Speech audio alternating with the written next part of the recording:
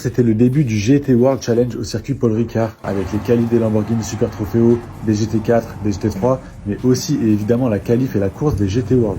Ce qui est bien aussi, c'est qu'en plus d'aller voir la course, on peut aussi se balader dans tous les espaces, aller sur les stands, là où il y a les équipes qui préparent leurs voitures.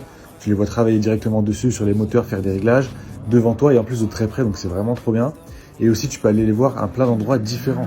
Tu vas voir les voitures s'engager sur la piste ou dans des lignes droites, des virages, etc. Et tu peux aussi les attendre pour les voir sortir du circuit, comme ce qu'on voit là. Et même parfois, elles redémarrent pas comme cette McLaren qui a eu besoin d'un quad pour pouvoir repartir. Et en plus, à cette édition, ils ont mis en avant Lamborghini.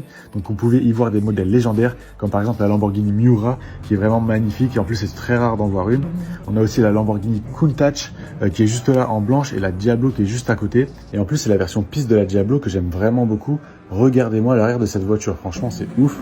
Et il y avait aussi et évidemment la Lamborghini Murcielago Super Veloce, voiture mythique que j'avais même réussi à avoir dans le Gran Turismo 4 à l'époque. Et il y a aussi la fameuse Aventador SV en blanche, elle est très belle, vraiment très agressive.